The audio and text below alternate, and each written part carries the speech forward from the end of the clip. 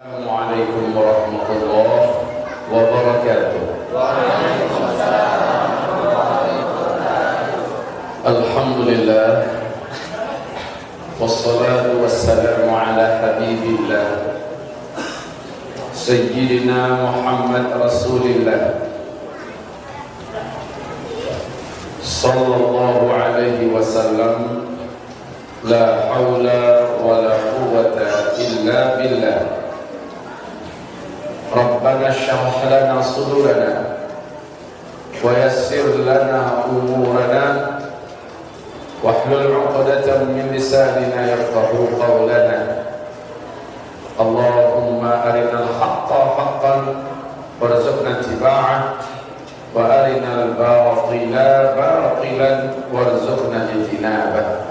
Amma ba'du. Masya Allah, tema kita malam ini tentang Imam Mahdi ya? Masya Allah. Kenapa terinspirasi kita bicarakan Imam Mahdi? Baiklah, dijawab. Biasanya di akhir zaman umat ini kehilangan harapan. Di akhir zaman umat ini hampir saja tak percaya diri lagi. Kenapa begitu? Semuanya sekarang sudah di genggaman tangan orang-orang kafir. Politik, kekuasaan, militer, ekonomi, media, farmasi, universitas-universitas seluruh dunia, sudah mereka yang menggenggam. Mau bergerak di ruangan mana, kita hampir tak mengatakan la haula wala quwata illa billah. Hanya bisa kita katakan inna lillahi wa inna ilaihi raji'un. Lihat ke whiteboard kita. Ini apa namanya?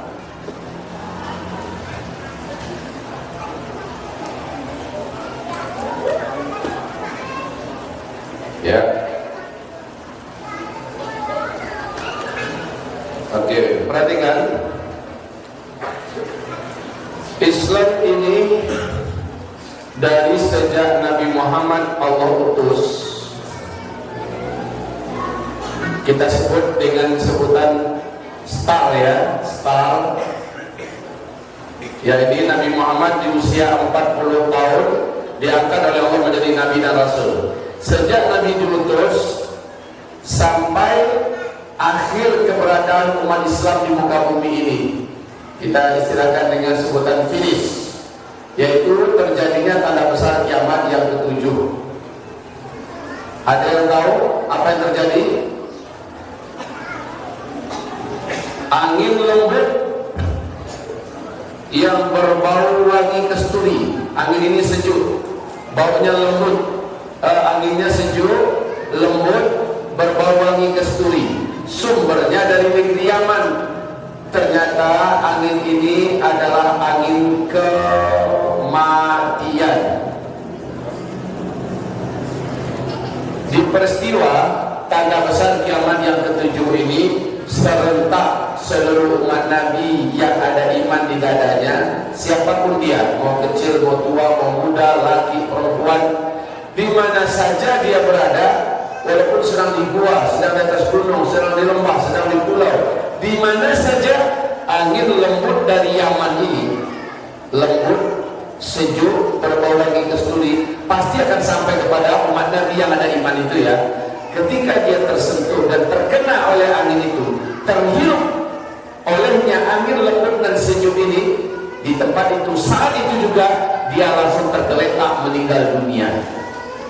Serentak seluruh orang Islam, umat Nabi Muhammad meninggal dunia. Tak tersisa satupun yang masih hidup dari orang Islam yang kenal dengan Allah, meninggal semua. Nah, Nabi berkata 40 tahun setelah itu barulah terjadi kiamat besar, kehancuran alam semesta ya. Maka tanda besar kiamat yang ke-8, ke-9 dan ke-10 hanya akan disaksikan oleh orang-orang yang tidak kenal dengan Allah. Jadi perangai manusia setelah kejadian tanda besar kiamat yang ketujuh ini sudah mirip perangai binatang di hutan belantara. Hukum-hukum limbah, laki-laki berhubungan dengan wanita seperti ayam jantan memperkosa ayam betina di tempat umum, dan ini terjadi di sini di fase ini. Baiklah, dari start ke finish Nabi berkata, kalian semua akan menjalani 5 fase sejarah. Ya, umat ini akan menjalani 5 fase sejarah. Fase pertama, Islam dipimpin oleh Nabi Muhammad SAW, lamanya 23 tahun. Ya, ini namanya fase nubuwah. Pemimpin umat Islam masa ini langsung Nabi. Lamanya berapa? 23 tahun. Kemudian fase kedua, lamanya 30 tahun kata Rasulullah SAW. Fase kedua ini umat Islam dipimpin oleh para sahabat-sahabat Nabi yang mulia dengan sistem pemerintahan ala khilafah, kekhalifahan. Maka gelar sang pemimpinnya adalah khalifah, ya. Ini lamanya 30 tahun. Fase kedua. Fase ketiga ini yang paling panjang. Fase ketiga paling panjang, lamanya 1227 tahun. Masya Allah. Di dalamnya ada 3 dinasti. Dinasti Bani Amawiyah, dinasti Bani Abbasiyah, dinasti Bani Utsmaniyah. Ada 3 dinasti di fase ketiga. Fase ini kata Rasulullah, pemerintahan global seluruh dunia yang dipimpin oleh Islam tidak lagi menggunakan sistem khilafah, tapi menggunakan sistem kerajaan. Kerajaan-kerajaan yang menggigit. Maksudnya apa itu? Kerajaan yang kokoh perkasa, sangat kuat memegang prinsip-prinsip agama. Lamanya 1207 tahun. Dan fase ketiga ini telah berakhir. Kapan? Runtuhnya Khilafah Islamiyah Al-Utsmani di Turki pada tanggal 3 bulan Maret tahun 1924, ya. Berakhirlah fase ketiga. Ingat baik-baik. Fase pertama, kedua, dan ketiga Islam memimpin peradaban dunia. 2/3 dunia ada dalam kekuasaan Islam. Allahu Akbar. Eropa masih zaman jahiliyah kegelapan, bodoh habis-habisan. Gereja juga dihantui oleh sistem yang sangat buruk sekali. Amerika sangat terpuruk, nggak ada apa-apanya. Dunia berkiblat kepada Islam ribuan tahun. Nah, ditemukan listrik, kapal terbang, kereta cepat, kereta api maksudnya, kapal selam, kapal semua terkait dengan masalah kedokteran, masalah ilmu perbintangan, jam, segala macamnya. Yang menemukan adalah penemu-penemu Muslim. Jadi bohong kalau dikait-kaitkan pada orang-orang Barat, Thomas Alva Edison segala macam lah. Bohong itu semua. Di masa keemasan inilah awal cikal bakal peradaban modern dibangun. 1300-an tahun lebih, ya. Kemudian masuklah fase keempat. Ini fase yang terberat.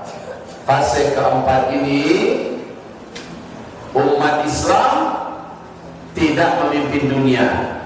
Di fase keempat ini kita mengalami ujian yang paling gelap dan paling berat. Ini Nabi mengatakan fase kediktatoran. Fase kediktatoran. Ciri khasnya umat Islam di sini dimarginalkan, dianaktirikan. Kaum muslimin, tanah-tanah kaum muslimin dirampok, dijajah, kekayaannya dirampas, dieksploitasi, seperti yang terjadi di berbagai negeri, bahkan termasuk Indonesia. Fase keempat ini nasib para ulama benar-benar luar biasa. Hari ini di Timur Tengah, nasib para ulama, ya Allah, para dai-dai sangat memprihatinkan. Fase keempat ini pasti berakhir, masuk nanti kita pada fase kelima. Di fase kelima ini Masya Allah, Islam kembali memimpin dunia dengan sistem khilafah, konsep kenabian. Jadi fase kelima dengan fase kedua benar-benar mirip. Apanya mirip? Orang yang akan menjalankan pemerintahan di fase kelima mirip tipikalnya dengan orang-orang yang menjalankan pemerintahan di fase kedua yang sudah berjalan. Di fase kedua siapa yang menjalankan pemerintahan dunia? Para khalifah. Para khalifah. Nanti di fase kelima orang-orang sekali bersahabatlah yang akan kembali hadir untuk memimpin dunia. Siapa pemimpinnya? Di masa ini kata Rasulullah, pemimpinnya adalah cucukan keturunan Rasulullah Sallallahu Alaihi Wasallam. Namanya kata Nabi sama dengan nama saya, akhlaknya sama akhlaknya dengan akhlak saya, nama ayahnya sama dengan nama ayah saya. Muhammad namanya, ya, Muhammad bin Abdullah. Orang memanggil beliau dengan Abul Qasim. Gelar beliau adalah Al-Mahdi. Ini dia topik kita. Jadi Al-Mahdi memimpin di fase kelima, iya. Tapi kemunculannya bukan di fase kelima. Kemunculannya di penghujung fase keempat. Ingat baik-baik. Di fase kelima, dunia bagaikan dalam surga. Tidak ada perang, tidak ada bencana alam, tidak ada kejahatan, penjara kosong, polisi nganggur, rumah-rumah sakit tak ada peminatnya lagi. Allah angkat semua penyakit, binatang buas Allah jinakkan, semua binatang berbisa Allah ulangkan bisanya. Harta yang ada dalam perut bumi muntah ke permukaan. Orang bisa mengambil emas seperti hari ini kita mudah mengambil batu kerikil. Dengan mudah kita mendapatkan emas. Berkarung-karung dalam rumah setiap kita emas nanti. Di dapurnya, di kamarnya emas. Sehingga ini bukan khayalan. Ini hadis-hadis Nabi yang kuat dan sahih. Sehingga nanti di zaman itu orang mencari siapa yang mau menerima zakat. Nggak ada. Jangankan zakat, sedekah nolak semua, nggak mau lagi menerima sedekah. Zaman sedekah itu zaman now, zaman kita ini zaman sedekah. Ya sebentar sedekah, infak, wakaf. Zamannya cuma sekarang. Sebentar lagi Islam berkuasa, dunia makmur kaya raya, tidak ada lagi orang yang mau menerima sedekah. Bahkan kata Nabi, akan ada di antara kalian keliling membawa 2 telapak tangan berisi emas penuh. Dia jajakan emas itu, ini hadiah terimalah. Enggak, kata orang, ini hadiah terimalah. Enggak, emas bukan Indomie, bukan beras, emas. Dulu hanya demi 1 cincin saja mau orang putus persaudaraan, hanya demi anting-anting saja, demi kalung, demi gelar mau orang bunuh-bunuhan. Sekarang emas 2 telapak tangan penuh emas, nolak semua. Fase kapan itu? Fase kelima. Siapa pemimpinnya? Imam Al-Mahdi. Keadaan ini bertolak belakang habis dengan fase keempat bagian ujung. Fase kita. Fase keempat bagian ujung bertolak belakang. Dunia penuh dengan kegaduhan, kekacauan, chaos di mana-mana. Kelaparan, penyakit menyebar di mana-mana, kejahatan meningkat, kezaliman, penguasa yang jahat-jahat, perang dunia ketika meledak, penyakit mewabah di mana-mana, krisis ekonomi, kelangkaan pangan, semuanya menjadikan manusia banyak yang putus asa hidup. Sampai-sampai kata Rasulullah, akan ada orang beriman yang sangat kuat imannya lewat dekat kuburan. Saking beratnya ujian hidup pada masa itu, kata Nabi, orang beriman ini berharap, aduhai kiranya kalau sayalah yang di dalam tanah ini. Maksudnya dia yang dalam kuburan, karena beratnya hidup dia di bumi. Saking beratnya keadaan di penghujung fase keempat, fase kita. Lama nggak lagi itu? Insya Allah. Cepat nggak kemungkinan datangnya? Insya Allah. lama insya Allah, cepat insya Allah. Yang benar mana ini? Lama atau cepat? Yang benar mana? Insya Allah yang benar. Artinya lama atau cepat bukan urusan kita. Urusan kita cuma mengambil tanda-tandanya. Dari tanda-tandanya sekarang, saat ini, tak lama lagi kita akan menyaksikan dari tanda-tandanya. Hadirin yang kami muliakan, siapa Imam Mahdi? Kalau dia muncul di penghujung fase keempat, kalau dia muncul di penghujung fase keempat, siapa beliau? Sudahkah beliau saat ini ada? Di mana beliau saat ini?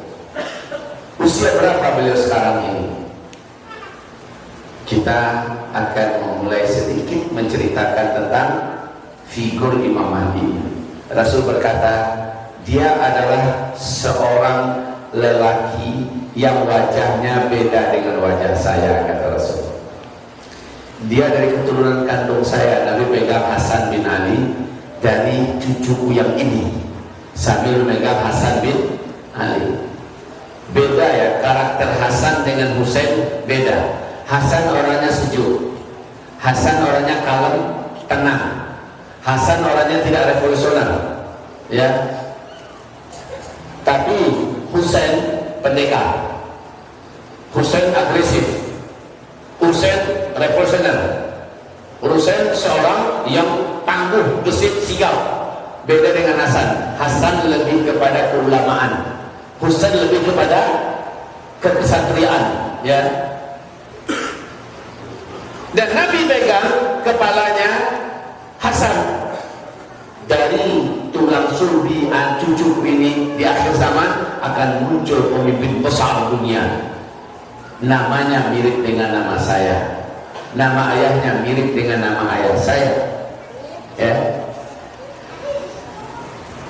Tidak mirip dengan aku rupanya, tapi sangat mirip dengan aku akhlaknya, kata Rasulullah. Akhlaknya seperti akhlak Nabi Muhammad SAW, tapi bentuk rupanya nggak mirip. Kalau Nabi, warna kulit Nabi apa? Putih, putih bersih. Kalau Imam Mahdi, warna kulitnya kata Rasulullah gelap, bukan negro ya, gelap, agak kesal sawo matangan. Rasulullah SAW menggambarkan alisnya seperti bulan sabit melengkung. Depan alisnya ini seperti mau ketemu bulunya. Hidungnya sangat mancung dan batang hidungnya, tulang hidungnya benar-benar rapi. Nggak ada bengkok sedikit kanan atau kiri, nggak ada. Apalagi yang bengkoknya kayak gini. Benar-benar cantik hidungnya ini. Nggak kayak hidung musibah ini. Hidung musibah ini. Hidung standar Indonesia. Bibirnya kata Rasulullah atas dengan bawah sama tebalnya, enak dilihat. Jidatnya dahinya lebar. Dia tidak fasih melafazkan huruf ro, tidak fasih melepaskan huruf ro. Kadang-kadang kalau ngomong agak sedikit gagap, sampai dia tepuk pahanya, lancar lagi dia ngomong.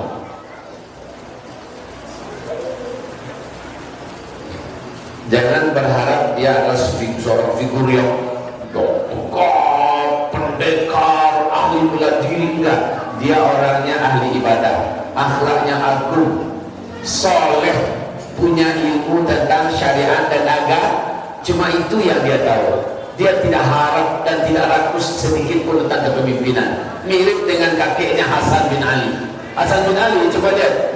Hasan bin Ali di fase ini bisa diinsakan. Insyaallah. Nggak enak juga kalau terlintas.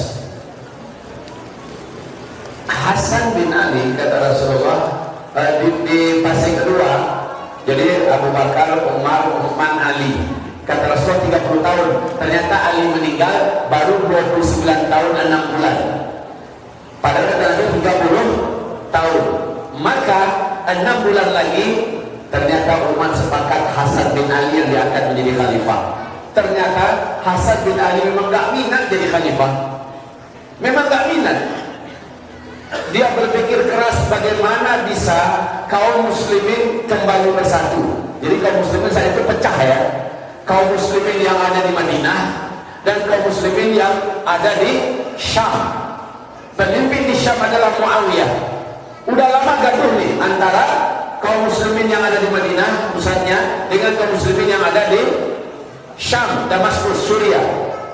Maka singkat cerita, Imam Hasan bin Ali sebagai khalifah yang kelima berinisiatif untuk menyerahkan tampuk kekuasaan khilafah ini kepada Muawiyah bin Abi Sufyan. Dipanggilnya dulu sahabat-sahabat senior yang masih hidup, dipanggilnya ahli syura, lalu diajak bincang-bincang, dipanggilnya segala kelompok-kelompok yang agak penting. Singkatnya, seluruhnya sepakat bila memang Hasan bin Ali ingin menyerahkan kekuasaan demi mempersatukan kaum muslimin, maka lakukanlah. Akhirnya pas di bulan ke-6 dia menjadi khalifah, dia serahkanlah tampuk pemerintahan kepada Muawiyah bin Abi Sufyan. Kejadian itu lengkap di tahun ke-30 pas. Allahu Akbar. Benar kata Rasulullah, 30 tahun. Dan Nabi juga sambil memegang dua bahu cucunya Hasan ini. Cucuku ini nanti yang akan mempersatukan kembali kalimat kaum muslimin yang terpecah, kata Nabi. Terjadi. Maka tahun di mana khilafah Islam yang dipegang oleh Muawiyah bin Abi Sufyan disebut dengan Amul Jam'i, Amul Jamaah, tahun bersatunya kembali umat Islam timur dan barat. Allah.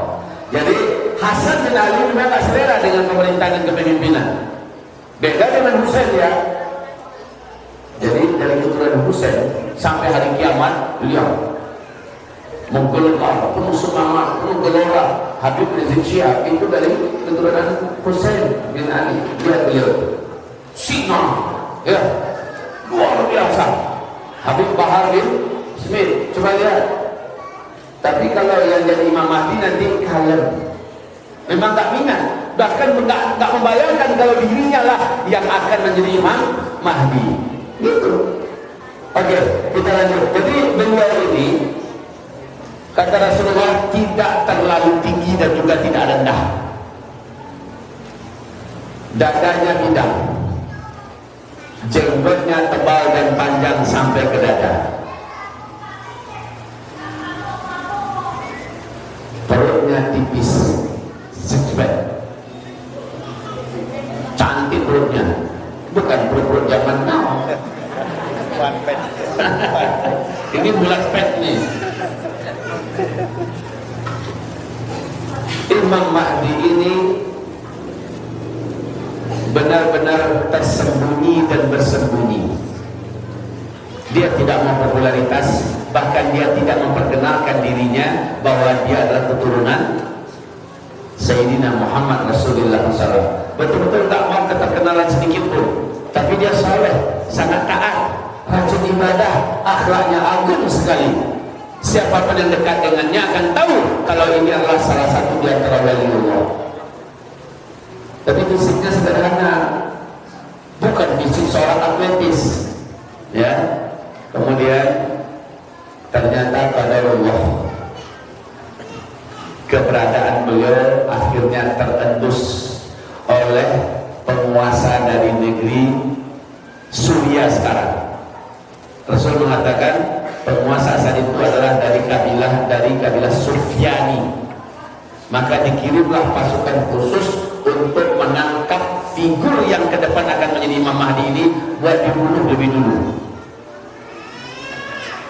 Sebaik tahu dirinya dikejar, ulama-ulama yang bersama dengan Muhammad bin Abdullah calon Al-Mahdi ini langsung berbisik, engkau ditarget. Pasukan bergerak sekarang untuk menangkapmu. Muhammad bin Abdullah sang calon Al-Mahdi langsung lari, persis seperti kisah Nabi Musa setelah Nabi Musa membunuh salah seorang daripada kaum Fir'aun.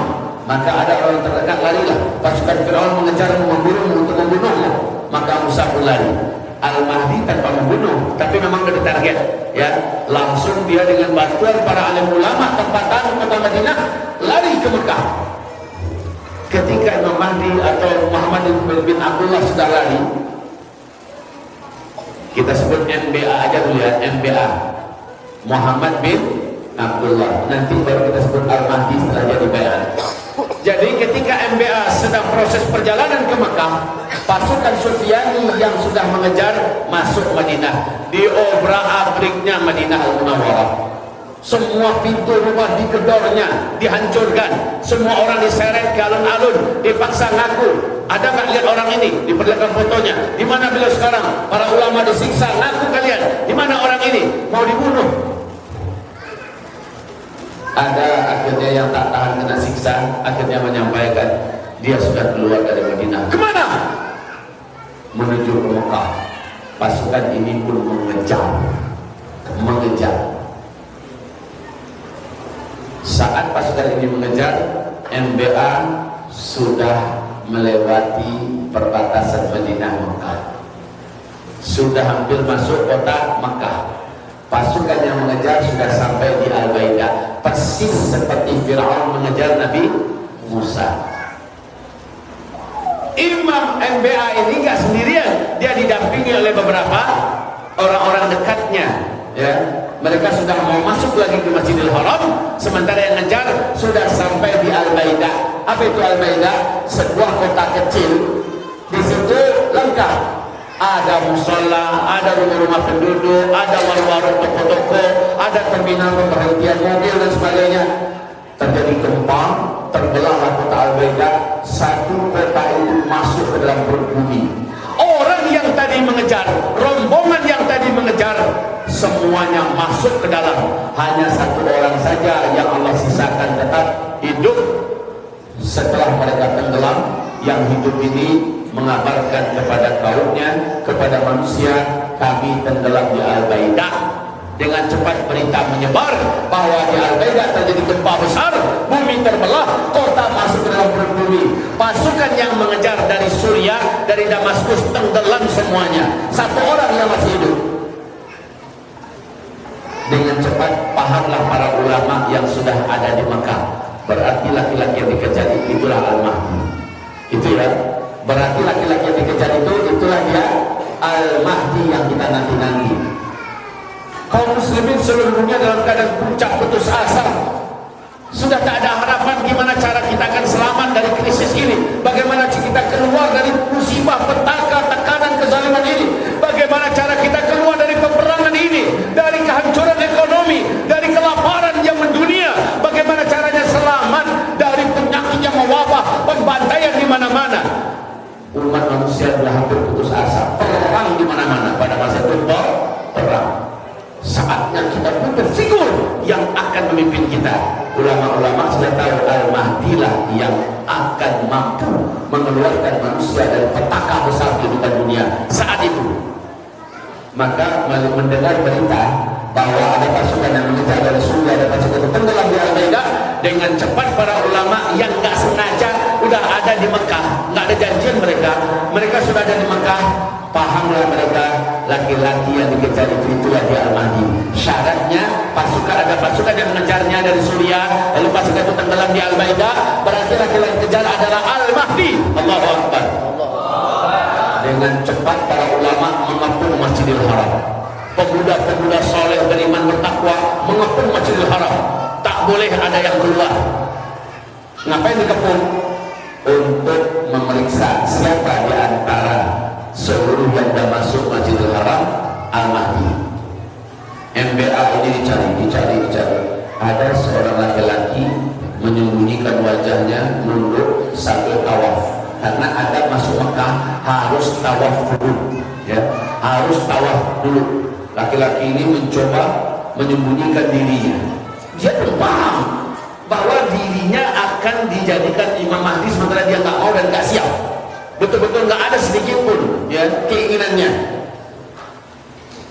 Dia bersembunyi keliling tawaf. Orang-orang mengintainya, perhatikan, agak mirip di cincinnya. Ini dia mungkin orangnya kurus. Memang Imam Mahdi MBA itu kurus, kulitnya gelap, alisnya, hidungnya diperhatikan baik-baik. Yang diperhatikan makin sembunyi. Keliling terus jalan tawaf. yang ditangkap oleh para pemuda, oleh para ulama. Kamu Muhammad kan?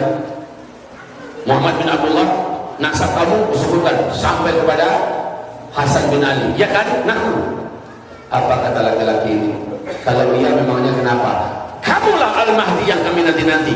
Sini tangan kamu, kami berbaiat. Enggak mau, kalian salah orang. Ini kata MBA, kalian salah orang. Cari yang lain, bukan saya. Please, lepaskan tangan saya.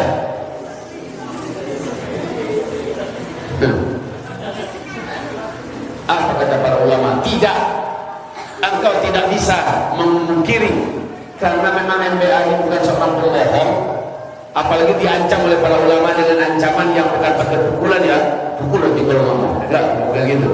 Tapi para ulama berkata, demi Allah, kalau engkau tak mau bersedia kami baiat menjadi Al-Mahdi yang kami nanti-nanti, dosa semua orang yang terzalimi sedunia engkau yang tanggung. Dosa seluruh darah yang tertumpah cuma engkau yang bisa menghentikannya, engkau yang tanggung. Dosa semua orang kelaparan dan mati kelaparan sedunia, hanya engkau yang bisa merubah keadaannya dengan izin Allah sesuai janji Rasulullah. Jika engkau tak mau kami baiat, engkau yang menanggung semuanya. Mendengarkan itu menggigillah beliau. Sudahlah, kurus tambah kurus nampak. Kemudian apa katanya? Lepaskan tangan kalian, biarkan saya satu malam ini memohon kepada Allah petunjuk. Ya, dia tidak menapi karena ciri-ciri itu lengkap, nasabnya juga benar. Ya, ciri-ciri lengkap, apalagi dia ngomong ada gagap-gagapnya, pas dah. Kalau ada gagap sekarang yang bilang calon Mahdi, enggak ya?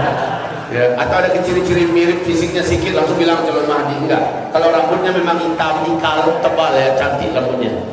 Baik.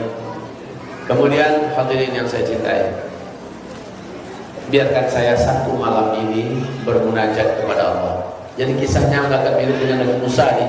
Dalam satu malam itu Imam Mahdi di-upgrade oleh Allah Subhanahu wa taala. MBA menjadi Al-Mahdi. Caranya gimana? MBA ini memang nggak ngerti masalah politik, nggak ngerti masalah perang, nggak ngerti masalah ekonomi, masalah pemerintahan, kepemimpinan, masalah kesehatan, masalah menghentikan semua kekacauan, masalah damai, masalah nggak ngerti sama sekali. Tapi bagi Allah kun fayakun, dalam satu malam saja di-upgrade lah beliau. Bahkan beliau yang nggak ngerti kelahi, Allah berikan langsung kemampuan mahir dalam menggunakan segala macam seni bela diri. Tangan kosong, bulat, senjata, panah, pedang, mendadak saja beliau diberi kemampuan langsung oleh Allah SWT. Seperti Nabi Musa, dalam satu malam saja diangkat dia menjadi Nabi Musa, dan Allah berikan dia kekuatan. Tongkatnya bisa menjadi segala hal, ya, telapak tangannya bisa bersinar, dan badan dan macam-macam yang diberikan oleh Allah kepada Nabi Musa. Hal yang sama terjadi kepada Muhammad bin Abdullah. Dalam satu malam Al-Mahdi di-upgrade oleh Allah. Setelah itu hatinya dikuatkan oleh Allah untuk siap memimpin dan menjadi Al-Mahdi. Beda Al-Mahdi kemarin yang dipegang gemetaran, keringat dingin dan ketakutan, dengan Al-Mahdi yang lepas sholat subuh, zikir, udah beda, cara duduknya udah beda. Kemarin duduknya masih gini, sekarang duduknya udah lain. Duduknya seorang pendekar, penuh dengan keagungan kewibawaan. Di waktu duha dia berkata kepada para ulama, saya terima. Masya Allah, beda dengan kemarin. Langsung para ulama bertakbir, langsung mengangkat baiat. Kami menyatakan baiat kepada engkau, kami siap sami'na wa ata'na. Woi, langsung berita itu meledak. Satu Makkah yang sudah rindu menanti kedatangan Mahdi berduyun-duyun berdatangan berbaiat. Polisi-polisi cecunguk yang ada, tentara-tentara milik kerajaan Arab Saudi yang memang keturunan Yahudi yang ada ini, kelimpungan dan panas marah. Kenapa? Ada yang dibaiat di depan Ka'bah. Laki-laki inilah yang harus kita waspadai kemunculannya. Bunuh cepat sebelum terlalu banyak orang-orang datang berbaiat kepadanya. Maka pasukan kerajaan Arab Saudi segera menyatukan militernya, mengepung. Tapi nggak ada cerita yang di dalam Masjidil Haram Orang-orang berdatangan itu pejantan-pejantan semua, pendekar-pendekar semua, orang-orang beriman yang sudah gerah, orang-orang yang selama ini sudah dipenjarakan bertahun-tahun dalam penjara, sementara imannya meledak-ledak. Dia tahu Al-Mahdi sudah dibayar, maka penjara pun dijebol. Masya Allah, keluarlah singa-singa langit yang berjalan di muka bumi, bergabung dengan Al-Mahdi. Saat tentara-tentara cecunguk dari kerajaan Arab Saudi mengepung, digilas, diinjak oleh pasukan mujahidin yang di bawah pimpinan Imam Mahdi. Dengan cepat seluruh Jazirah Arab bersatu untuk menghabisi Imam Mahdi. Tapi enggak, berita ini dengan cepat menyebar, dan itu musim dingin ya. Saat itu Mekah dan sekitarnya dibungkus salju. Sekarang salju udah mulai turun enggak? Sesekali kadang-kadang turun salju di Mekah, di Madinah. Kata Rasul, kalau kamu dengar Al-Mahdi sudah muncul, cepatlah kamu berbaiat kepadanya, walaupun kamu merangkak untuk bisa berjumpa dengan Al-Mahdi. Dari Yaman datang, dari Suriah datang, dari Lebanon datang, dari Afghanistan datang, dari mana-mana berdatangan. Tak dari Indonesia, tak siapa yang akan datang besok? Kira-kira ada lah ya? Pakai kuda. Kenapa pakai kuda? Kata Rasulullah, saat Al-Mahdi nanti memimpin kalian, semua teknologi Allah sudah tarik. Pesawat masih ada tapi nggak bisa terbang, mobil masih ada tapi jadi besi rongsokan yang nggak bisa jalan, ya. Listrik sudah tak ada, sinyal HP udah nggak ada, makanya jalan. Kalau begitu, andalan kalian nanti kendaraan kalian kembali kepada kuda. Makanya berkuda itu tetap diberkahi dari zaman sebelum ada teknologi sampai sekarang, sampai hari kiamat. Berkudalah kalian ada dalam cinta dan barakah Allah. Berkuda. Senjata kalian pada masa itu kembali menggunakan panah, menggunakan tombak dan pedang, kata Rasulullah Sallallahu Alaihi Wasallam. Kalau kita lihat film Lord of the Rings, ya, di mana ada perang manual, ya, antara orang-orang benar bentuknya dengan orc, ya, orang-orang jahat bentuknya jelek-jelek semua, benar. Orang kafir karena dukhon nanti jelek-jelek wajah mereka. Dukhon itu akan menyebabkan seluruh orang kafir melepuh kulitnya, keluar biji matanya pun seperti normal, jadi jelek semua orang kafir. Kalau kita tetap utuh seperti apa adanya. Jadi dukhon, tanda besar kiamat yang pertama, menyebabkan seluruh orang kafir termasuk Dajjal rusak bentuk mukanya. Inilah dia perubahan wajah itu. Kalau kita utuh, insya Allah. Kalau orang kafir enggak, dukhon yang menyelimuti muka bumi 40 hari 40 malam, panasnya seperti dalam oven, melepuh semua kulit, ya, melecuh. Kalau kata orang Malaysia, orang kafir jadi jelek-jelek betul. Miswat yang ada sekarang ini kayak zombie. Banyak-banyak muslimah kita utuh, ya, berkat iman dan amal soleh, Allah jaga orang soleh, orang beriman ini, ya. Tapi teknologi berhenti.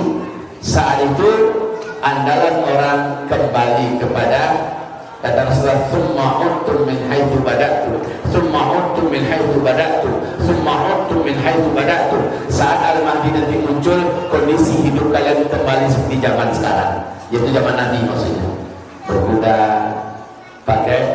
paling pakai onta, jalan kaki, kemudian kita menggunakan kuda yang pakai apa, bendi apa namanya, delman, ya.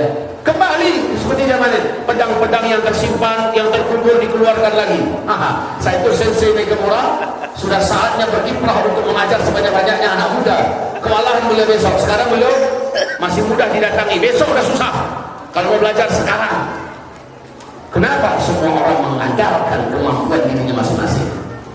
Jadi Al-Mahdi besok ini, ketika beliau resmi dibayar, beliau sudah menjadi seorang yang super jenius, ya, pintar, hebat, cerdas, dan tangkas. Fisiknya menjadi kuat, dan dia menjadi jago berbagai macam seni bela diri, hebat dalam perang, dan hebat dalam berpolitik, menguasai pemerintahan, hebat dalam masalah ekonomi dan sebagainya.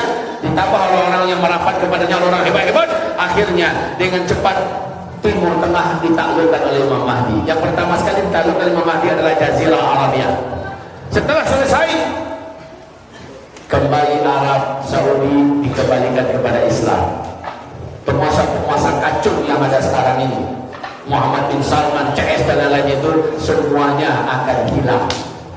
Begitu juga penguasai Uni Emirat Arab, Qatar, Kuwait, Bahrain, Oman dan sebagainya, seluruhnya diganti kembali dipimpin oleh orang soleh yang bertakwa beriman. Timur Tengah dengan cepat kembali di bawah payung pemerintahan lalu disatukan kekuatan bergelombang menuju ke arah Persia, Iran hari ini. Dengan cepat Iran ditaklukkan, lalu Cina, India semuanya ditaklukkan, seluruh Eropa sampai Rusia ditaklukkan dengan cepat oleh Imam Mahdi. Kata Rasulullah, semua peperangan Imam Mahdi akan berujung dengan kemenangan besar. Allahu Akbar. Jadi siapapun gabung Imam Mahdi pasti menang. Kalau dia terbunuh, syahid tertinggi di akhir zaman. Syahid tertinggi itu hanya ketika Imam Mahdi muncul. Itu syahid tertinggi. Karena setelah di fase kelima nggak ada lagi perang, nggak ada lagi perang. Jangan mimpi untuk bisa syahid lagi, nggak ada. Nggak ada jihad di sini. Jihad itu hanya ada di sini. Siapa yang terbunuh bersama Mahdi, dia ada di surga yang tertinggi, insya Allah. Maka rugi kalau nggak ikut. Yang punya peluang besar antum ini, yang wajahnya masih bening-bening ini. Kalau kami gimana? Kalau itu masih syukur. Ya. Kalau kami gimana? Syukur juga.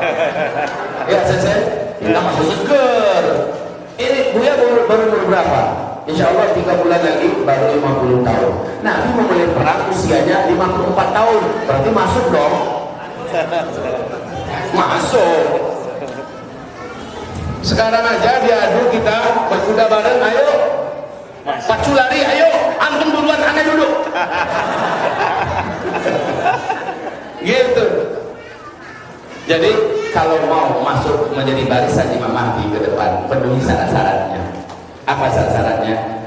Murnikan tauhidmu, kuatkan imanmu, solehkan amal ibadahmu, jauhi dosa maksiat. Bisa nggak itu? Bisa nggak itu? Nggak ada satupun yang mustahil itu. Murnikan tauhidmu, kuatkan imanmu, benarkan amal solehmu, kemudian jauhi dosa maksiat. Selesai. Plusnya adalah, ya Allah, pantaskan hamba menjadi pasukan Imam Mahdi nanti, ya Allah. Jadikan hamba, ya Rabbana, ada di barisan pasukan Imam Al-Mahdi, ya Allah. Itu doa kepada Allah. Setelah itu baru fisik diolah menjadi fisik yang lentur, alot, ulet, ya, fisik yang kuat. Lari dari 100 meter, 150 meter, 200 meter, 300 meter, 1 kilo, 2 kilo, selesai. Awal-awalnya mungkin karena belum terbiasa 100 meter sudah awal-awal. Tapi insya Allah berjalannya waktu, karena latihan terus, sprint terus, ya, insya Allah bisa itu. 100, 200, 300, 1 kilo, 2 kilo dan sebagainya bisa. Dengan latihan bisa. Ustaz tuh A'agim berapa kali habis sholat itu Ustaznya? 100 kali tiap habis sholat. Sampai sebelah tangan pun udah bisa. Udah 60 tahun umurnya. Ya. Antum berapa usia sekarang? Bisa nggak Ustaz 100 kali? Sekarang bisa? Tes. Dalam mimpi. Dalam mimpimu. Tidak, ya, bisa 100 kali. Bagus. Kalau begitu lakukan terus. Rutin itu yang penting. Push up, sit up dan sebagainya. Dan maaf ini, kalau memang mau jadi pasukan Al-Mahdi, yang namanya syurbud dukhon jauhkan. Apa itu syurbud dukhon? Ngepul asam. Mau jadi pasukan Al-Mahdi, menjadi pasukan Al-Mahdi, nggak bisa, nggak laku. Bau nafas kita aja udah tenang oleh Imam Mahdi, jauh loh. Nggak laku orang macam ini jadi pasukan Al-Mahdi. Pasukan Al-Mahdi itu steril, mulutnya sering zikir, rajin baca Quran, hobi menasihati dakwah, dan rajin berdoa. Itu yang jadi pasukan Imam Mahdi. Seluruh pasukan Al-Mahdi dijamin ahli surga. Allahu Akbar. Nah, kaum muslimin yang kami muliakan, ini dia figur yang dinanti-nanti. Pertanyaannya, sekarang udah ada nggak? Belum, ya beliau. Jawabannya yang pasti adalah Allahu a'lam. Allah yang maha tahu. Dari ciri-ciri tanda-tandanya, seharusnya beliau sekarang sudah dekat waktunya untuk dibaiat. Di mana beliau? Pastinya Allah yang Maha tahu. Yang pasti dari hadis yang kita baca tadi, beliau berdomisili di Madinah, hidup di Madinah, ya, tidak mau menonjol-nonjolkan dirinya. Soal Mahdi ini ketika dibayar, kalau mau udah nggak ada teknologi, gimana caranya kita di Indonesia tahu? Saya yakin sebelum teknologi hancur, Al-Mahdi terlebih dahulu sudah tereksploitasi dan sudah terumumkan sehingga berita menyebar dengan cepat. Saya yakin. Jadi ketika kita mendengarkan berita saat itu, kita masih mungkin untuk terbang ke sana, masih mungkin untuk naik kapal ke sana, ya. Apalagi kalau kita berkuda, bisa nggak berkuda? Bisa. Insya Allah 2 minggu paling lama putus tuh, ya. Naik kuda 2 minggu putus. Insya Allah. Antum sudah bisa berkuda belum? Hah? Yang sudah bagus, yang belum gimana? Belajar. Sekarang anak-anak Tionghoa, sekarang anak-anak negeri-negeri non muslim di luar sana kecil-kecil sudah jago-jago. Ya, para pendekar-pendekar berpedang dari berbagai negara sudah bermunculan, mereka latihan senyap-senyap. Kenapa? Karena diyakini perang masa depan, kata Albert Einstein, adalah kembali menggunakan pedang, yang tombak dan panah. Siapa yang mengatakan itu? Albert Einstein. Siapa itu orang? Makhluk yang dianggap paling jenius di abad kemarin. Dia yang meyakini bahwa perang berikutnya ke depan bukan lagi perang menggunakan nuklir dengan senjata canggih pakai internet, tidak, kembali menggunakan batu, tombak, panah, pedang. Ini pernyataan Albert Einstein. Steve Jobs juga sebelum matinya pernah mengumumkan bahwa tak lama lagi kalian semua akan kembali ke zaman batu, kata Steve Jobs. Kalau gitu mereka sudah punya analisa, pantesan banyak negara-negara Eropa secara latihan, secara diam-diam mempersiapkan pasukan bela diri tangan kosong, pasukan bela diri tombak, panah, ya, pasukan bela diri pedang, ahli berkuda dan memanah di atas pedang, memanah di atas kuda. Sudah dipersiapkan mereka ribuan jumlahnya. Maka kalau kita mau latihan yang benar, targetnya jadi atlet memanah, atlet berkuda, atlet berpedang, atlet bela diri tangan kosong, MMA dan sebagainya. Targetnya atlet profesional. Jadi dilatih oleh pakarnya, shifunya, ahlinya. Jangan latihan sembunyi, teroris kita dibilang. Memanah bisa sembunyi, nah ini teroris. Supaya tidak dikatakan teroris, tampillah secara elegan, ya. Tampil di bawah payung hukum yang formal dan legal. Paham sampai di sini? Rajinlah Anda tahajud, kejarlah sholat 5 waktu berjamaah di masjid. Yang wanita, jaga rapat-rapat diri kehormatanmu.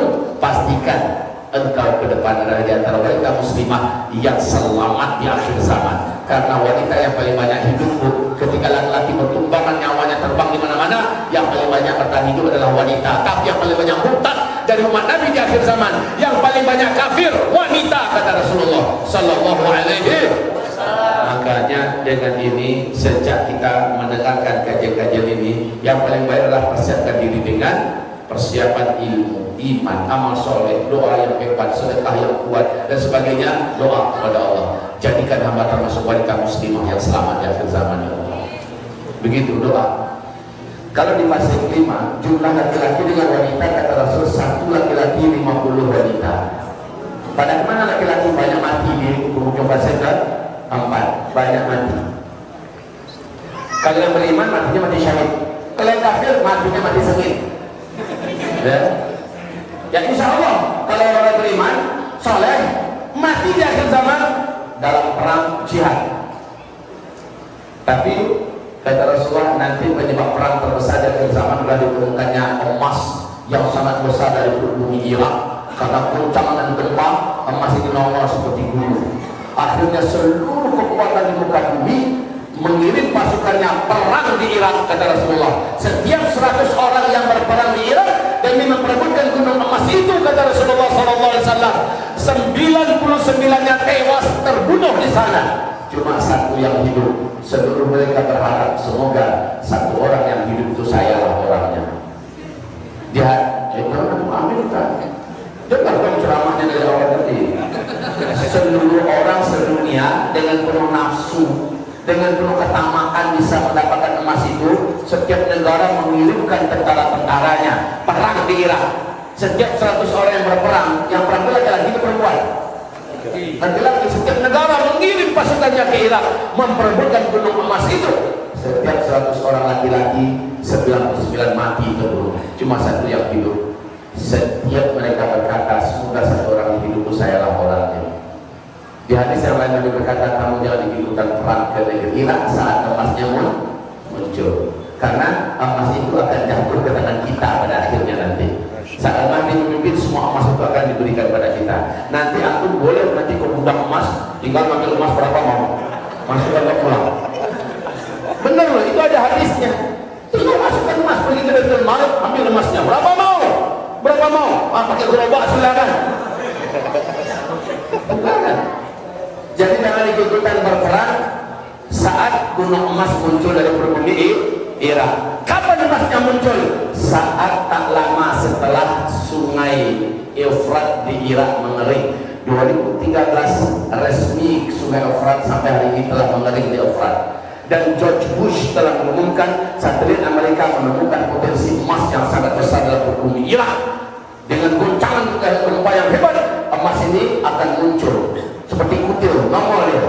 Maka dunia akan bergerak berperang memperebutkan emas di situ. Kita akan boleh ikut kata Nabi. Berarti kenapa 1:50? Karena memang ini zaman perang. Ujung fase keempat, fase perang. Wanita banyak hidup, banyak selamat. Tapi sayang, hidup selamat menghadapi Dajjal. Musuh terbesar umat Nabi Muhammad di akhir zaman adalah Dajjal. Dan yang paling banyak menghadapi Dajjal adalah kaum wanita. Saat itu laki-laki dapat kewajiban besar, jagalah para wanita kalian ketika Dajjal masuk ke kota kalian. Karena yang paling banyak menyembah Dajjal nanti dari umat wanita, kata Rasulullah Sallallahu Alaihi Wasallam. Mungkin mau dari Buya itu aja dulu. Kita buka diskusi dan jawab, silakan.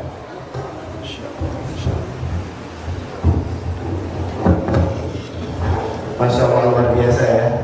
Jadi bergelora kan. Jadi besok langsung registrasi belajar berkuda di belakangnya. Yakin nggak? Buya izin nambahin sedikit Buya. Ya, silakan. Bismillahirrahmanirrahim. Assalamualaikum warahmatullahi wabarakatuh. Alhamdulillah pada kesempatan malam hari ini bahagia sekali kami Masjid Dakwah Imam Al-Mahdi dikunjungi Gurunda Buya Duludi. Dan memang kenapa didesain masjid ini namanya Masjid Dakwah Imam Al-Mahdi, bukan tanpa tujuan, bukan tanpa tujuan. Bahwa kami di sini berharap masjid yang kecil ini di Kota Bogor bisa menjadi salah satu syiar mendakwahkan dan mungkin mempersiapkan menyambut datangnya Imam Al-Mahdi. Kalaupun bukan di masa kita, minimalnya nama-nama kita tercatat sudah mempersiapkan. Makanya Masjid Dakwah Imam Al-Mahdi sebelum masjidnya udah jadi sudah ada kuda sama panahannya Bu ya. Yep. Alhamdulillah. Walaupun panahannya masih di tempat orang, berkudanya masih di tempat orang. Tapi insya Allah sebentar lagi akan kita pilih oleh masjid insya Allah. Ya. Tapi Al-Fakir ingin mengingatkan bahwa cerita ini sebenarnya walaupun Buya tidak menyampaikannya di sini sudah bertebaran Buya sampaikan di YouTube Buya. Yang menjadi catatan Al-Fakir adalah ada 3 level keyakinan manusia. Yang pertama ilmu yakin, ainul yakin, hakul yakin. Kadang kita ini hanya sampai batas ilmu yakin, mendengar sudah selesai tanpa aksi. Kebanyakan begitu. Al-Fakir kira semua pesantren di Indonesia tahu akan ada Imam Mahdi. Semua kiai di seluruh Indonesia bahkan di seluruh dunia tahu bahkan ada Imam Mahdi. Tapi baru sampai tahapan ilmu yakin. Pengetahuan itu hanya dijadikan sebuah tes soal jawab ujian kelulusan saja. Kemudian ketika ketika seseorang bisa menjawab dengan benar, diberi nilailah 10. Apakah kita akan sama seperti itu? Tentu tidak. Karena kita berharap iman kita bukan hanya ilmu yakin, tapi pada level tertinggi yaitu hakul yakin. Hakul yakin itu seperti apa? Seperti ini. Misalnya, ayo nama siapa? Hanif. Hanif percaya gak kalau Al-Fakir ini jago panahan? Belum. Kenapa? Karena belum pernah lihat kan? Tapi dapat informasi dari temannya, jago. Berarti baru ilmu ya. Tapi kalau pengen sampai tahapan ainul yakin, berarti harus lihat dulu dong. Karena Ayah Hanif, tolong ini air minum kemasan aku simpen di sana, jarak 100 meter. Anak tembak dari sini. Kena. Udah percaya kalau Al-Fakir jawaban. Percaya, ainul yakin. Tapi sudah aku yakin belum? Dengan melihat begitu? Belum. Karena hakul yakin itu ketika Al-Fakir minta, tolong Ahli Hanif, antum berdiri di sana, pegang ini air emas. Anak mau tembak dari sini, kira-kira dilakuin nggak? Kenapa? Karena belum hakul yakin. Tapi kalau udah hakul yakin, Bismillah, anak percaya sama Abi, silakan Abi tembak, tanpa merem. Itulah hakul yakin. Jadi ketika kita mendengar cerita bagaimana Imam Mahdi akan turun, akan datang, seperti apa keyakinan kita? Ya, dengan segala resikonya gitu loh. Ya, kadang kita baru sampai ilmu yakin, oh iya, bagus sekali. Imam Mahdi ada begitu ya, ceritakan lagi, baru sampai ilmu yakin. Nah, makin pada kesempatan malam hari ini mengajak sahabat semua untuk mengupgrade keyakinan kita, bukan hanya dalam sebatas informasi saja, tapi harus sampai hakul yakin. Hakul yakin itu ditunjukkan dengan apa? Dengan persiapan. Mulai besok ajamkan belajar kuda, mulai besok ajamkan untuk belajar panahan, mulai besok kuatkan iman kita, ya.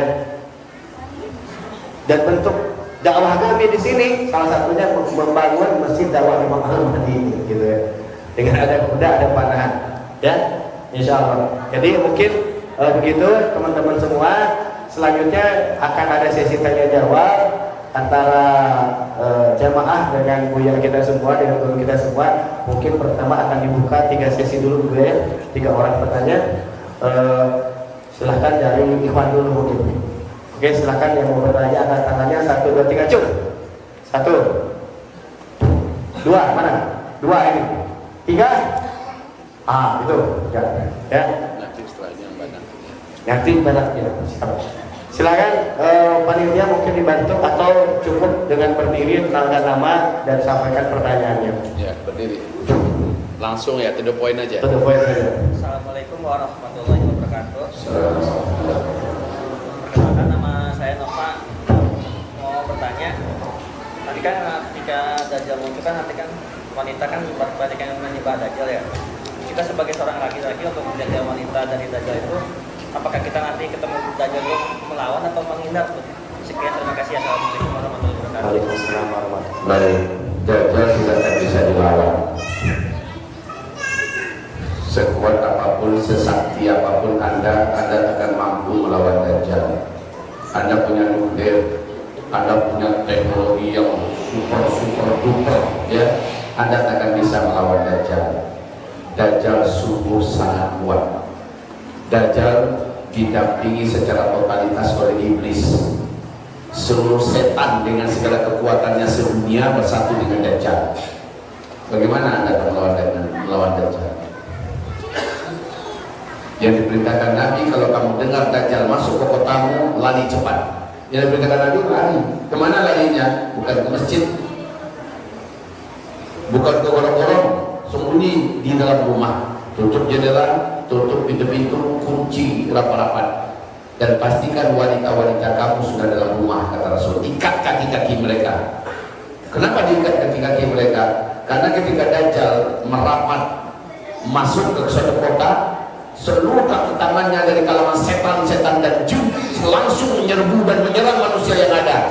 membuat magnet yang kuat agar mereka keluar dari persembunyiannya berjumpa dengan Dajjal.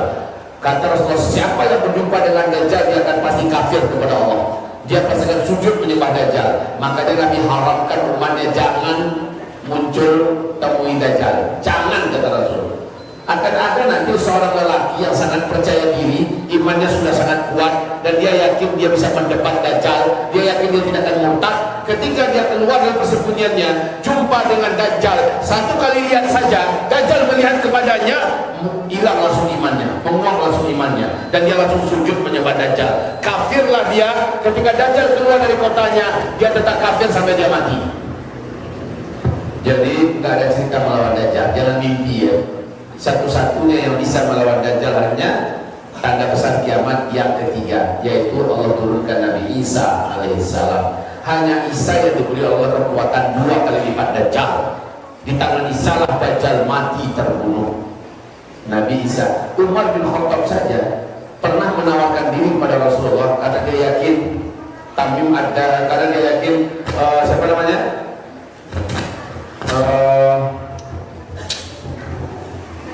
Astagfirullah. Jadi Ibnu Sayyad mirip ciri-cirinya dengan Dajjal dan nggak mau mendekat dengan sahabat, nggak mau dijumpai oleh sahabat, dan terlalu menjauh dari Rasulullah. Dan dia seperti mata-mata, tapi ciri-cirinya mirip dan memiliki kekuatan yang aneh. Umar sangat yakin ini adalah Dajjal. Saat Nabi dan Umar sedang bincang-bincang di luar, dari balik batang kurma, Dajjal berkelebat dari satu batang pohon ke batang pohon yang lain dengan kecepatan angin, kayak Tom and Jerry. Dia cepat. Umar dan Rasul panik. Ibnu Sayyad lagi mengintai mereka. Umar langsung runus pedangnya. Pedang Umar itu panjangnya sudah 3 meter. Panjang pedangnya itu, berat, besar. Tapi Umar dengan tenaga yang besar bisa berkelebat bagaikan mengayunkan sapu saja. Tinggal di tangan Umar. Orang takut semua kalau udah dengar nama Umar kencing di celana orang. Nah sekarang Umar nawarkan diri, ya Rasulullah, izinkan aku bunuh si Dajjal itu. Kata Rasul, kalau dia memang Dajjal, bukan kamu yang bisa mengatasinya, kamu bukan lawannya. Kalau dia bukan Dajjal, untuk apa kamu bunuh orang sembarangan? Jadi intinya Dajjal tidak bisa dilawan. Ya, paham? Oke. Silakan yang kedua. Dengan cepat saja ya, karena habis ini giliran ibu lagi bertanya. Ya, siapa tadi? Langsung saja. Saya Bayu, mau nanya, kan di saat turunnya nanti Nabi Isa dan Imam Mahdi, setelah turunnya Nabi Isa dan Imam Mahdi kan ada di mana fase waktu tenang. Perang kedua ada zaman di mana waktu tenang itu ada di fase mana, dan bagaimana dengan orang-orang non muslim saat itu setelah turunnya Nabi Isa mengklarifikasi apakah tempatnya diterima. Ya, dengarkan, lihat ini baik-baik kepada apa yang kita tulis. Di ujung fase keempat, ini kan ada 10 tanda besar kiamat ya, 10 tanda besar. 7-nya kita saksikan. 1, 2, 3 sampai 7. 1, 2, 3, 4 di sini dia. Kemudian 5, 6 di sini. Nah, 1 adalah Dukhan. Yang kedua Dajjal. Ketiga Nabi Isa. Keempat Ya'juj dan Ma'juj. Terbunuhnya Ya'juj Ma'juj berakhirlah fase keempat, langsung masuk fase kelima. Di fase kelima matahari terbit dari sebelah barat, keluarnya binatang raksasa dari dalam bumi, barulah angin lembut. Gitu ya. Masa-masa aman itu mana? Inilah masa-masa aman itu. Tapi tidak lama, kata Rasulullah, 7 sampai dengan 9 tahun saja. Ternyata masa-masa Islam memimpin seluruh dunia dengan penuh keamanan tak lama. Ini ibaratnya ujung nafas husnul khatimah. Ibarat perang, ini awalkan kemenangan besar. Jagoan kan harus menang pada akhirnya kan. Ini kita menang dulu, baru kita happy ending dengan husnul khatimah, meninggal serentak. Paham sampai di sini? Baru setelah itu zaman dimana tidak ada lagi orang Islam. Oke, terjawab? Sudah. Silakan satu lagi, laki-laki. Silakan. Ya. Tadi udah ini. Bismillahirrahmanirrahim. Saya dari Bandung. Jadi beberapa hari kemarin belakang tuh sempat mendapat sebuah pernyataan karena setiap ulama di Indonesia dan di dunia itu sedang menunggu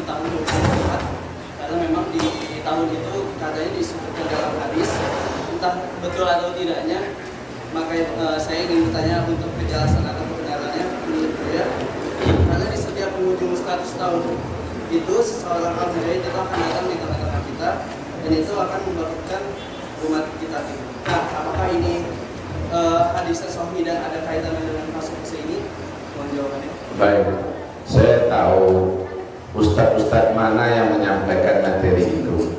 Saya dengar, saya lihat, saya bahkan ada di pengajian ustadz-ustadz itu. Dan ustadz-ustadz itu adalah sahabat-sahabat saya, teman-teman saya. Jadi gimana 2024? Pergantian presiden di Indonesia, apakah itu cikal bakal awal kebangkitan Islam? Penuh dengan optimis ya, boleh. Sah-sah saja. Hidup ini bisa membuat kita bertahan karena kita masih punya optimisme. Kalau nggak ada optimisme itu apalagi kita hidup. Ya, cuma permasalahannya benar nggak tahun 2024? Selama tidak ada ayat yang pasti, selama tidak ada hadis yang sahih dan sahih, maka selama itu kita tawakuf. Kita berharap semoga saja iya. Kalau enggak, karena memang tidak ada ayatnya, tidak ada hadisnya. Untuk apa kita meyakini sesuatu yang tidak ada sumbernya? Ini hebatnya umat Islam. Umat Islam baru memegang sesuatu kalau sumbernya jelas, Al-Quran atau hadis yang mutawatir dan sahih. Kalau enggak, cukup kita tawakuf. Apa kita tawakuf? Stop sajalah dari mendiskusikan itu. Jadi gimana 2024? Hah? Gimana 2024? Nyoblos kata beliau. Tadi disambung lagi oleh Andrew bahwa di setiap awal abad baru akan muncul seorang mujaddid yang akan kembali memenangkan agama dan memimpin umat. Bagaimana ini? Ini kalau di Hijriah, kalau di tahun Masehi kita sudah 2023, berarti sudah 23 tahun berjalan. Ini kan sudah awal-awal abad ini kan. Kemudian kalau di Masehi, di Hijriah sudah 1444, berarti sudah berjalan 44 tahun. Seharusnya sudah muncul dong mujaddidnya, kan begitu kan? Harusnya sudah muncul. Jawaban dia juga sama. Iya, seharusnya sudah muncul. Siapa? Di mana? Kapan? Tunggu tanggal mainnya. Ya, tapi boleh kita mengatakan soon, very very soon. Ya, dalam waktu yang sangat dekat. Tapi kita tidak bisa memastikannya bulannya, tahunnya, cuma ciri-cirinya sudah mengindikasikan. Ya, kalau hadisnya pasti, hadisnya kuat tentang munculnya orang yang akan mentajdid kembali urusan agama dan umat Islam setiap awal daripada abad. Kalau secara hijriah kita malah sudah 44 tahun sedang berjalan. Kalau di Masehi malah sudah 23 tahun. Ya, berarti sudah seharusnya dekat ke gitu. Oke? Sekarang Ibu kasih kesempatan. Silakan untuk Nisa yang mau bertanya diangkat tangannya dan mohon panitia awat memberikan mic-nya. Ya, yang di depan ada 2 orang. Yang depan 2 orang tuh sudah ada. Satu lagi siapa? Di pojok 1. Silakan. Panitia tolong dibantu.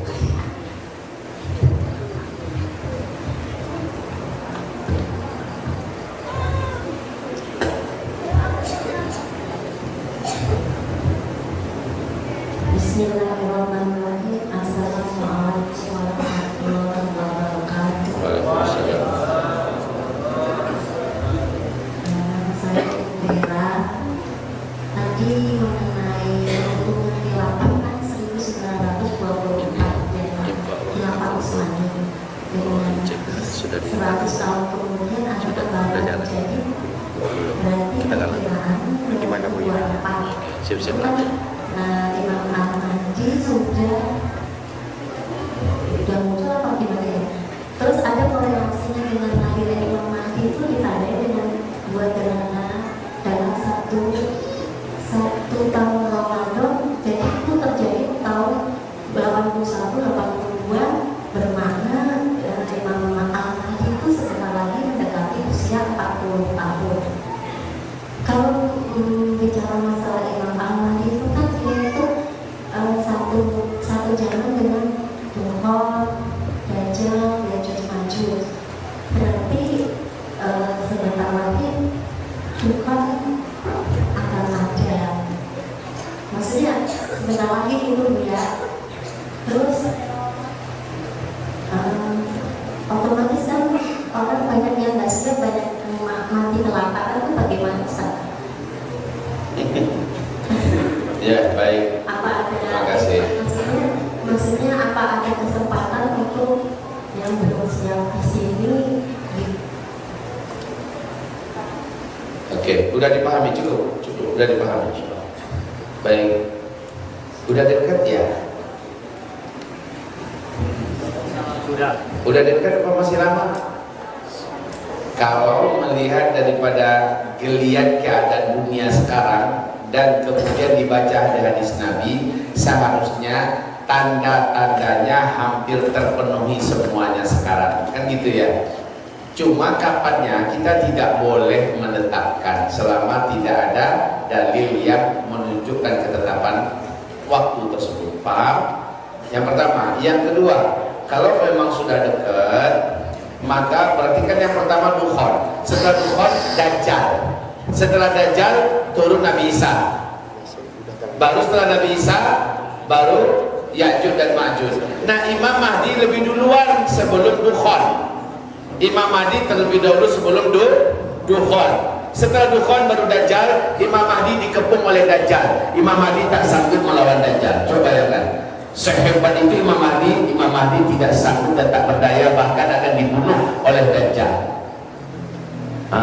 Kemudian barulah turun Nabi Isa membantu Imam Mahdi. Dajjal dibunuh oleh Nabi Isa. Setelah selesai muncullah Ya'juj Ma'juj. Jadi Ya'juj Ma'juj terpisah. Dajjal dulu mati, baru Ya'juj dan Ma'juj. Mana yang paling berbahaya, Dajjal atau Ya'juj Ma'juj? Dajjal atau Ya'juj Ma'juj?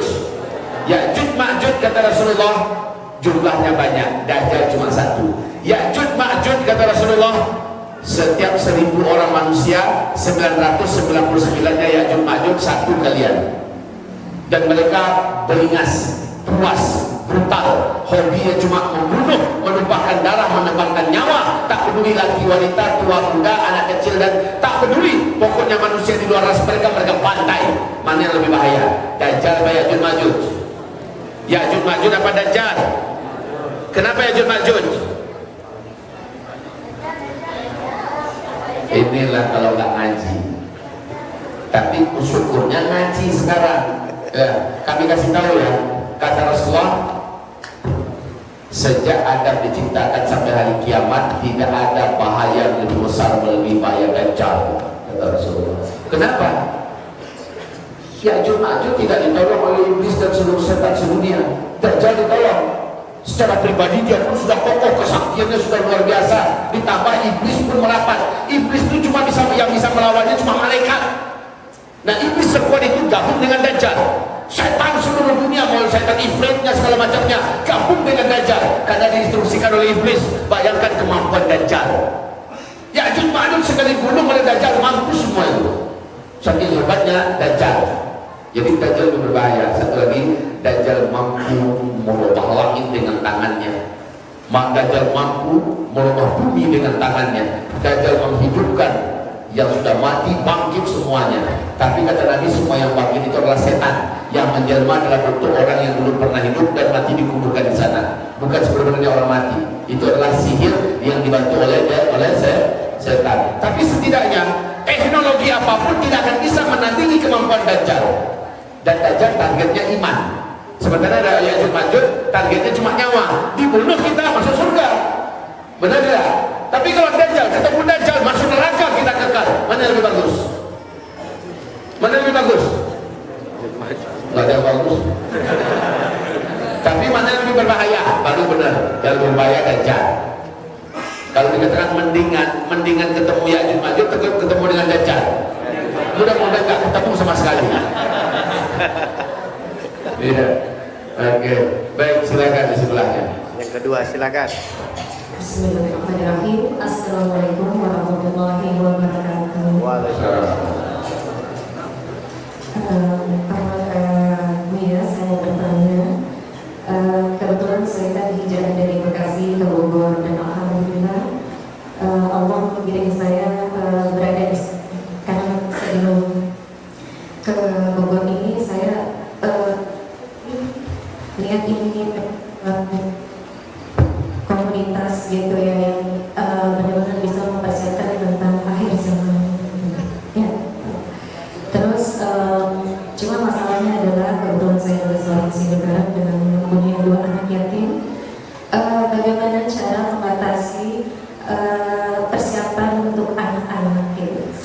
selain amal soleh. Dan saya kebetulan tadi dengar tentang anak-anak diajarkan tentang bermuda kemana, cuman kebetulan kan mungkin kondisinya adalah belum ada kemampuan untuk kesana gitu. Minta tipsnya dari Buya bagaimana caranya agar mempersiapkan anak-anak untuk bisa jadi direktur ke depannya. Itu saja. Baik. Wassalamualaikum warahmatullahi wabarakatuh. Pertanyaannya bagus. Tolong nanti insya Allah saya tanggal 7 ya sudah pulang ke Sumatera Barat. Ada Zoom kami kemarin, kami waktu itu di Azikra Zoom dengan komunitas Kampung Al-Maghfirah, diikuti oleh 500 orang bapak dan ibu. Saya mengaji di situ 1 jam 45 menit tentang mendidik anak. Insya Allah filenya kami minta dan kami masukkan, nanti kami download dan kami upload ke YouTube kami dan media kami. Tolong nanti di download, dengarkan dengan seksama, kita akan bergetar. Insya Allah kita akan paham apa yang harus kita lakukan pada anak-anak kita sekarang.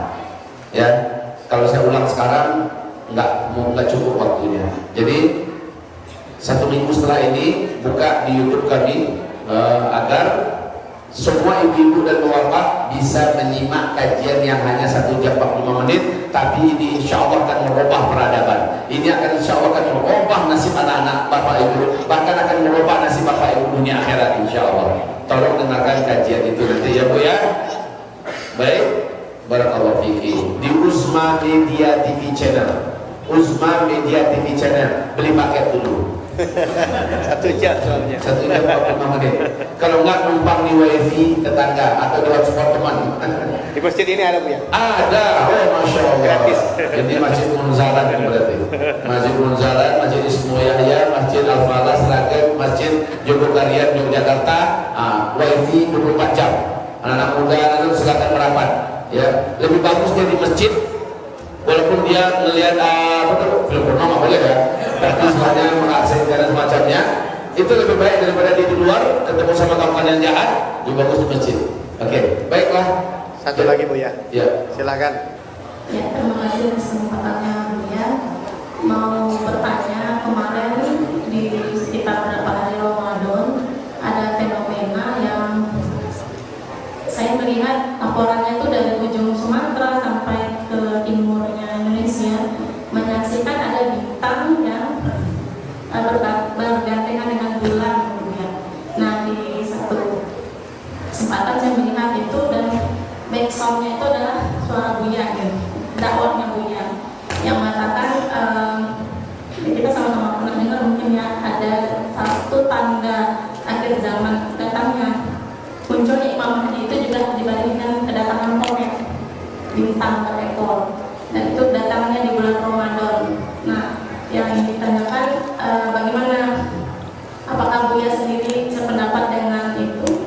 Itu tadi yang saya tanyakan. Terima kasih. Baik, barakallahu fiiki. Terus terang saja Buya baru dengar malam ini dan dari Ukti ya. Jadi nggak tahu dan tentu saja no comment. Tidak bisa komentari apa-apa karena nggak ikut menyimak, nggak tahu dan juga tidak menyaksikan walaupun di YouTube. Kalau memang baru ada infonya, baru ini kita dengar. Namun bukan itu ciri-cirinya. Ya, kalau ciri-cirinya kata Rasulullah SAW terjadi dentuman besar, tapi ini hadisnya dhaif dan bahkan dhaif jiddan, tak perlu jadi keyakinan. Ya. Namun yang valid, yang solid adalah antara 3 sampai 7 hari bintang berekor mengelilingi muka bumi siang dan malam. Orang sebumi bisa melihat antara 3 hari sampai 7 hari. Berarti berturut-turut tuh. Hari ini, besok, lusa, berlanjut antara 3 sampai 7 hari. Mungkin sampai 5 hari, mungkin sampai 6 hari, atau mungkin sampai 7 hari. Kalau itu sudah kamu saksikan kata Rasulullah, semuanya wajib bergerak, persiapkan. Apa yang persiapkan? Persiapkan makanan yang bisa bertahan selama 1 tahun. Persiapkan kamu sudah ada di tempat yang aman, di mana kalian akan saling menjaga dan saling melindungi. Karena setelah itu akan terjadi hantaman meteor. Kalau hantaman meteor terjadi, berarti semua tanda-tanda besar kiamat yang lainnya akan susul menyusul. Dan itu mengerikan ya, sangat mengerikan. Saya berharap kalau itu sudah nampak di langit dunia dari 3 sampai 7 hari, kalau itu sudah terjadi, saya berharap Bapak Ibu sudah tahu kemana harus mengumpul. Harusnya tinggal di tempat yang sudah dipersiapkan. Kalau saran Nabi, jauh dari kota, jauh dari gunung meletus, jauh daripada laut, di tempat yang sumber airnya bagus, tanahnya subur, di perbukitan. Itu diajarkan Rasulullah SAW. Pertanyaannya, sudah dibuat nggak komunitas macam itu sekarang? Kalau belum, segeralah buat. Sementara kita tetap tinggal di kota, melanjutkan aktivitas kita normal di kota, ngajar, kerja, anak-anak sekolah, tapi tempat itu sudah siapkan, dibangunlah rumah ala kadarnya, ada dapurnya, ada kamar mandinya, segala macamnya ya. Nanti kalau terjadi yang seperti itu, orang beriman, orang soleh sudah tahu kemana mereka harus berduyun-duyun pergi ke tempat itu. Dan di situ dipersiapkan juga ternaan kita, ada juga perkebunan pertanian. Sebaiknya pesantren yang kelola. Jadi pesantren bisa menikmati fasilitas itu untuk kepentingan pembelajaran, tapi itulah punya kita. Saat terjadi peninggalan Nabi, kita itulah tempat kita. Paham sampai sekarang? Nah, sebenarnya yang Buya harap dan seluruh provinsi mempersiapkan lokasi macam itu, karena mengingat sudah dekat. Kita tidak akan meninggalkan kota sampai tanda bintang malaikat itu beredar mengelilingi langit bumi kita. Paham ya? Oke.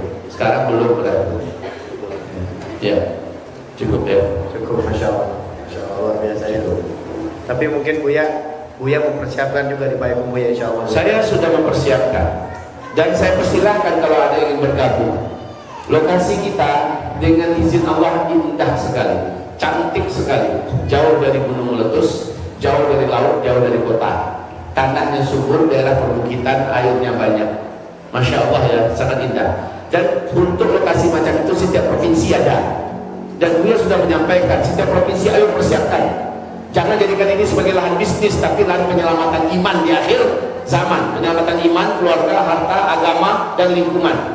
Jadi jangan jadikan ini sebagai lahan bisnis. Maaf ini, setelah beliau menyampaikan materi itu, banyak orang-orang mengambil keuntungan dengan wah ini persiapan kampung bersama segala macamnya. Dia tipu umat. Ini yang Buya gak suka itu. Makanya akhir ini Buya banyak diam, gak mau. Sering ceramah Buya dimanfaatkan orang untuk mencari keuntungan. Ya. Nah, kalau Buya di sana memang ada, silakan datang dulu lihat. Udah dikapling-kapling kok. Tinggal saya mau yang ini, saya mau yang ini, bangun langsung. Udah ada yang mulai bangun kok. Dan di situ insya Allah kita membangun Masjid Peradaban Al-Quran untuk Indonesia. Insya Allah sudah kemarin melakukan pemancangan tingkat tonggak pertamanya. Tanggal Ya. 19 Buya ya. Tanggal 19 kemarin. Ya. Seharusnya malam ini Buya menggalang dana untuk masjid itu, tapi Buya dengar tadi banyak yang sedang dilakukan masjid ini. Buya bilang sama tim jangan bergerak. Kita bantu masjid ini apa yang bisa. Masya Allah. Baik Bapak Ibu yang kami muliakan, begitu ya. Jadi kita berharap setiap provinsi hendaknya mempersiapkan lokasi di mana orang beriman, orang soleh ngumpulnya di sana. Kenapa? Karena setelah dukhon manusia panik, manusia kalap, gelap mata. Karena lapar manusia akan membantai, membunuh, merampok kemana-mana, menjarah kemana-mana, bawa celurit, bawa golok, bawa parang untuk merampok dan bahkan tetangga pun bisa dibunuh. Kata Rasulullah. Saat itu kalau kita ada gabung dengan orang beriman, orang soleh, siapa yang berani menyatroni kita?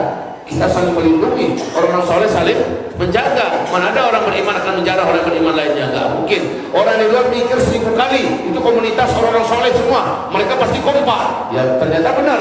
Sudah ada jago-jago pedang di situ, sudah ada para pemanah di situ, sudah ada jago tombak, sudah ada. Yang itu yang Buya harapkan ya.